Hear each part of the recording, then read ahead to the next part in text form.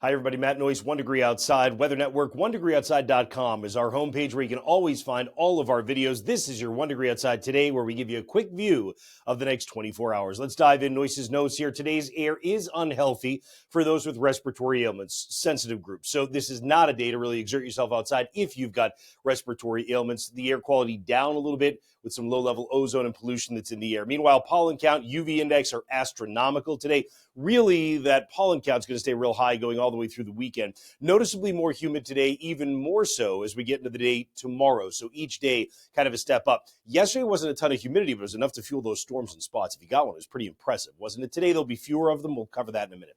Air quality alert out from Littleton, New Hampshire, pretty much all the way down through the Boston metropolitan area. That'll be through 11 o'clock tonight.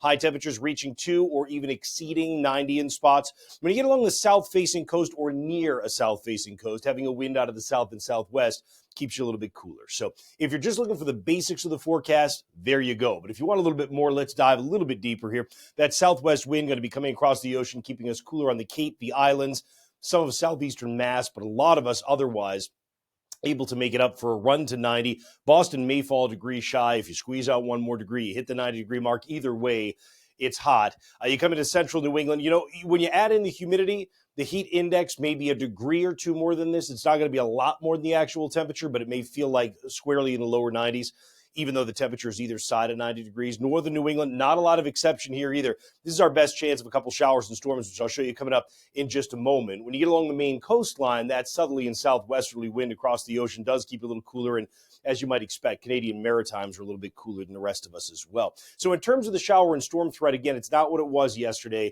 Yesterday I was telling you come down to northern and western central Massachusetts. Today I'm going to tell you, it's mostly in the North Country. You can see the forecast radar at 3 p.m. when you get across central, eastern, northern portions of Maine, perhaps northern Vermont, up around the Champlain Valley. And then also a storm that may develop out of the Catskills in New York could run to western Connecticut. This is by 6 p.m., so watch that as well. And other than that, it really is kind of North Country stuff. There'll be some more showers and storms in upstate New York that develop late today, this evening, and some of those tonight may slide into western New England. Mostly they will weaken on approach, but I couldn't rule out an isolated shower coming through during the overnight as a result of that. As low temperatures still cool back down into the 60s, not as comfortable with that increasing humidity. Then tomorrow is kind of the pinnacle of the humidity for us, and that'll fuel some storms in the afternoon when a cold front approaches. More on that and the weekend, which is looking pretty decent, coming up in our 1 Degree Outside Insights video. Thanks for checking in. Make sure you've got the app and make it a great day.